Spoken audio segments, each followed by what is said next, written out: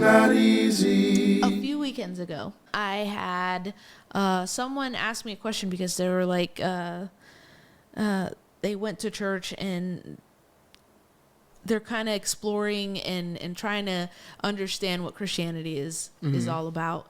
And they were concerned by something that a pastor did. So he went to 1 John and he was reading 1 John verse 5. It says, "This is the message we have heard from him and proclaimed to you, that God is light, and in him is no darkness at all. Yep. If we say we have fellowship with him while we walk in darkness, we lie and do not practice the truth." Right? So that's 5b, let's say. God is light, and in him there is no darkness at all. He was also like, darkness, what does darkness mean? Yeah. I'm asking.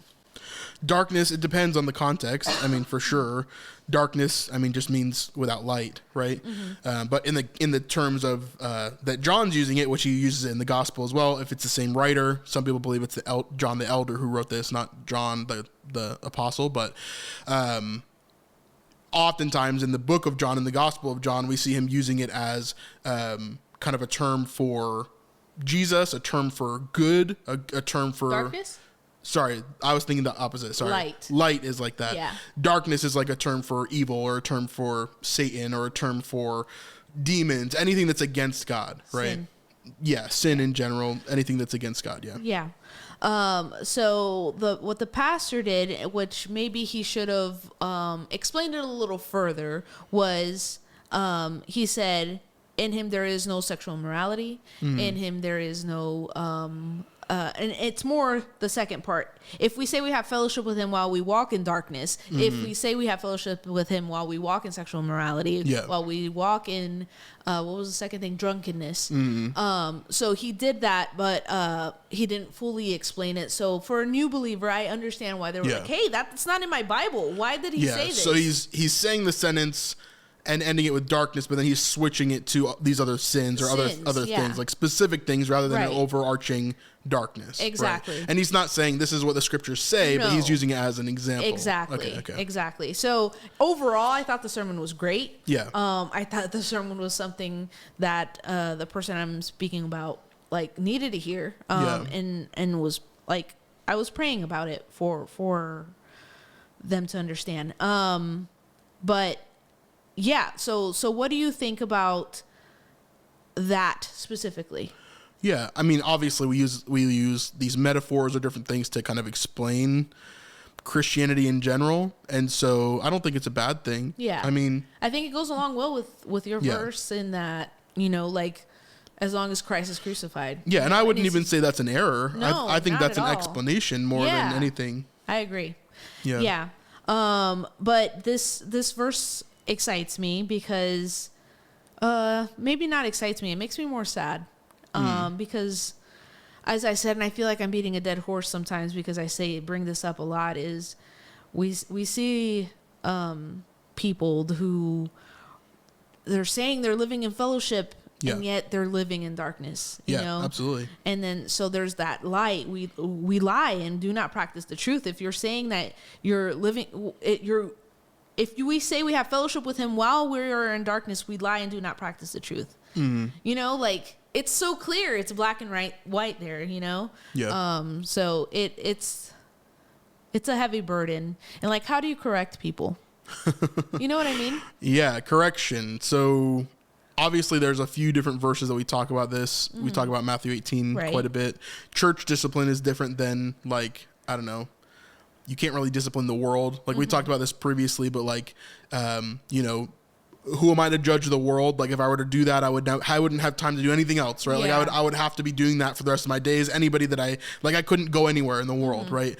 If I judged everybody, but within the church, within the body, within your group of believers, like, yes, we're supposed to judge. Like, that's the whole thing. Accountability, right? Yeah. Understanding where they're at, so that they're not living in sin, not so that we can condemn them, but so that we can help them out of it, so that we can save them from what they're getting themselves into, right? Right. And so when we talk about, what if like, they don't want to hear it?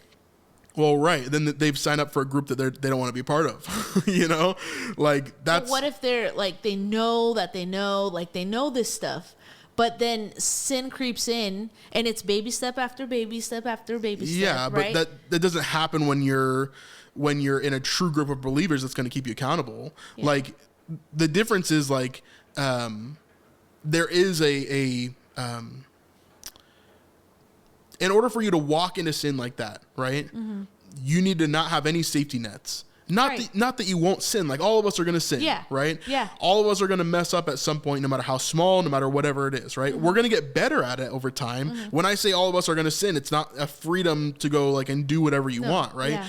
When I say all of us are going to sin, what I truly mean is that we are human and we are not perfect. Mm-hmm. There is nothing that we could do in a fallen world for us not to sin at some point, right? But as Christians, we are naturally going to walk out of that sin nature and walk out of the sin life, right? Mm-hmm. So that we walk in light and we walk in truth. And so that is our goal with our friends, with the people that are around us, with our families, with everybody that's in that group of believers, mm-hmm. right? And if they're claiming to be part of that group of believers, then they've signed up for the accountability, mm-hmm. right? You don't have to go to someone and be like, hey, can I, like, I've seen you're like kind of really having some struggles. Like, do you mind if I just keep an eye on you? You know, like that's not how it works. If you're in the group of believers, you've already signed the contract. You've already been part of it, right? This is what you signed up for. Mm-hmm. Because our job is to make sure that everybody's good. Mm-hmm. So how do you do it? Well, first off, I guess that person has to be willing, right? Mm-hmm. And it's like not that you're asking permission, just like I said, but it's that like they have to be willing to change or to move to the next thing. What if they're unwilling? Then they're not willing to be part of the group, is what I'm saying. You understand? So like if they're not willing to get disciplined, then we follow Matthew 18. We go through all that stuff. And just like Paul talks about, like, if you need to throw them to the devil in order for them to understand how bad they have it, right? Then that's what you need to do eventually. But is that the right thing? That's what the scriptures say. What do you mean? Yeah. I don't know. Because with, yeah, it's hard because sometimes you're in that relationship and you're trying to correct, but you also don't want to push away, you know? Of course, yeah. Yeah. But the difference is, like, let's say I had a non-Christian friend that's doing all these things. I expect them to do those things. Yeah. You know? Yeah. But if this is a Christian follower of Christ who wants to be, who sees how good God is and wants to follow him and like has all of that perspective, then there isn't like a half Christian section. Right. Yeah. Like you're either Christian or you're not. Yeah. So you got to kind of choose mm-hmm. what you want to be and who you're going to associate yourself with. Meaning, are you going to associate yourself with Christians and God, or are you going to associate yourself with the world? Mm-hmm. And how does that look like for you? Yeah. So it's up to them. I mean, how you do it is you approach them and lovingly you say, hey, I'm noticing these things. Here's the scripture that I follow. Mm-hmm. And man, I don't want to see you get hurt. Mm-hmm. I don't want to see you walk down this road because I've seen other people walk down this road. I've walked down this road myself. Like you're begging them, telling them like we've talked about before, Penn and Teller. Penn is talking about how a guy came up to him at this show and gave him a Bible and wanted to basically, bring him into Christianity. And he said, like, I hope you don't feel offended by this. And Penn was like, no, I don't feel offended. Like, if you are a Christian and you see a bus coming to kill me, like, of course you're going to do everything in your might to get me to get away from that bus, mm-hmm. right? Mm-hmm. So that's our job as Christians, is to do that. We're trying to get these people to stop standing in front of the bus that's coming for mm-hmm. them, right? Mm-hmm. Just waiting for it. Some of them are running towards the bus, right? Yeah. But that's our job. Yeah. Yeah, for sure. Yeah. So I'm thinking of two different situations. One is like, I know that they know everything. And then one is like, they don't fully quite know, mm-hmm. But they do still claim to be on the team. Okay. So let me give you a scenario, right? Uh-huh.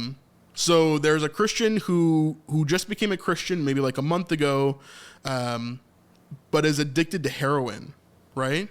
Because they just became a Christian and they're getting off of this addiction and stuff, right? What do? Do you just like allow them to use heroin at your house? No, absolutely. Why not? It's incorrect. But they just got out of it, right? Yeah. So like they're still getting off of their addictions. They're still trying to fight this, blah, blah, blah. Yeah. You know, maybe they're weaning off of it. Like, like I said, like you're either in or you're out. Yeah. Right. Yeah. And while there's like some room for that, no, I would say maybe there's not, right? Because I think of it in terms of any sin, right? Like let's talk about pornography. Like it's like you just became a Christian. I'm going to give you 5 pornography tickets, and then once you use those, then you're done, right? Like that's not how it works, right? But there are new Christians that will fail. Yeah. Are they repentant? Do they care? That's my next question. Yeah. Because that's really what I would care about there is like, okay, I can see that you sin. You see that I sin. Yeah. But when I sin, it makes me sick to my stomach. It makes me literally want to run out of my body, right? Because sin to me feels disgusting. Yeah. It doesn't make me disgusting, right? Right. Because I'm saved by the grace, right? And I've been saved by Jesus' blood. It doesn't make me evil. But when I encounter that, it is other than my nature now. Right? Sin in general. This is why I don't cuss. This is like all these things because it's opposite to the nature of God to curse somebody, right? It's opposite to the nature of God to look at pornography or to do drugs or to harm your body, right? And so how do we navigate that? We offer that to them and say, now that you're a Christian, we shouldn't have to convince them to be a Christian when they're a Christian, right? Right. Like God should be doing something in your life to change who you are. Yeah. And we don't change people. That's another thing that I've seen people struggle and that I've struggled with is that like we want to walk them through it and then we want to like push them and make them be Christian. No, like you have to walk through them and yes, they're going to fail. Yes, they're going to mess up, but continue to walk through them and hope that I don't know the proper word, but that they're repentant. Yeah. And guide them through that. I mean, you can be a mentor, but there's no way that you can force someone into the kingdom. You're just can't. You're not the Holy Spirit. Yeah, you can't. I mean, it's just like we talk about all the time. Like we talk about people all the time that want to make YouTube channels, right? Like, why don't they just do it? You know, like we made a YouTube channel. We just started doing it. We figured it out. We went through years and years of like learning, right? And now that people see the success we've had or the things that we're doing, they're like, oh, that's cool. Maybe I should do that. And then we're like, yeah, go ahead. And we're like willing to guide them. We're willing to teach them. And this has been like probably a dozen people at this point that we've talked to, right? 0 of them are doing a YouTube channel, right? Yeah. So like, why is that? Yeah. Because they have chosen not to, right? And it's hard. And it's hard, right? Yeah. But in Christianity, we do the same thing. Right. We lead them and we can't change them. Right. God is the only one that can intervene and change their heart and change it from a heart of stone to a heart of flesh and bring it to a place where they can actually be changed. And this is why I pray for people like my brother all the time, right? Because his heart is a heart of stone. And it's like, how can I impact that? Like, I don't think that I can. I don't think it's possible, right? Yeah.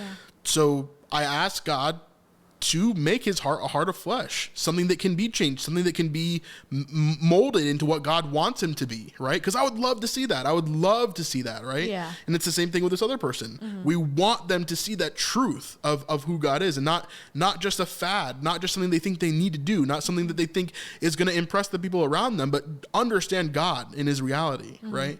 So, yeah, I don't know. Does that make sense, though? It does. Okay. How do you go about discipling? Walking through, like, for me, like, I know it's different for everybody. I feel like discipling is different for everybody. There is one example, and that's Jesus. I think there's multiple examples. I think we've got Paul and Peter and Timothy and like all these people that are building up the church, you know? Yeah.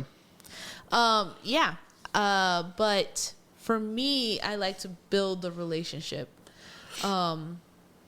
maybe to a fault. But like I have to have a level of confidence. Yeah. There's one mentee that I have that allows me to say anything. Yeah. Right? We go head to head sometimes. Yeah. And we fight, but it's a beautiful thing because she's listening, I'm listening, I cry, she cries, you know what I mean? So like there's that level of trust there. And it used to be like that with all of them. Mm-hmm. But there's, sin in it. Other things become a priority. Or other things. Other idols step into place and become their gods instead. Yeah. And even if it's not apparent to them or to the people around them, that's what happens. Yeah, for sure.